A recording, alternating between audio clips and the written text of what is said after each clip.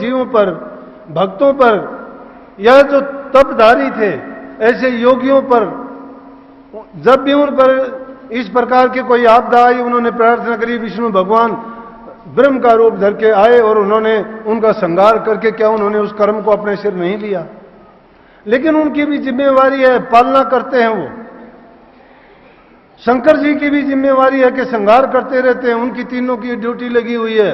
लेकिन संत सदगुरु की ड्यूटी तो इनसे ऊंची है कि जो वो तीनों काम नहीं कर सकते, संत सदगुरु नाम का भेद देके इस जीव को इस काल जंजाल से, जन्म मरण के चक्कर से और 84 से छुटवा के सदा के लिए अजर अमर और अविनाशी घर में भेज देते हैं।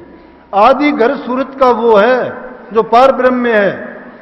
लेकिन ये जीव संसार के दूसरे जमीनों में जो लौकिक भक्ति है उसमें फंस गया। यज्ञ, हवन, पूजा पाठ, प्रार्थनाएं, आरती, तीर्थ, व्रत बहुत बढ़ा दिए। ये सब के सब रचे हुए काल के हैं। वो नहीं चाहता कि उससे ये जीव बचे। सतगुरु की महिमा अगर जानना चाहते हो तो सतगुरु से नाम की दीक्षा लेके नाम की कमाई करोगे, और जब अंतर के रूहानी मंडलों में चढ़ते चले जाओगे, जब गुरु की कीमत और कदर का पता लगेगा कि सतगुरु होता क्या है। लेकिन हमारा सतगुरु क्या? कामी का गुरु कामनी, लोभी का गुरु दाम, भक्तन के गुरु संत और संतन के गुरु राम। जिसकी जो कामना होती है उसका वही गुरु है। पैसे का लालची का गुरु पैसा है। कामी पुरुष की काम जो भी कामना है वो उसका गुरु है, उसकी स्त्री गुरु है।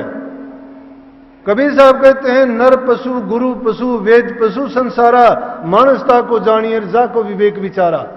कोई नर का गुलाम है, कोई स्त्री का गुलाम है, कोई मूर्त का गुलाम है, कोई पत्थर का, कोई पानी का, कोई तीर्थ का गुलाम है। लेकिन मानस उसको जानो जिसको विवेक विचार है, जिसको समझ है कि जीव कहां से आया था और किस मार्ग से होके ये कैसे अपने निज देश में जा सकता है। परंतु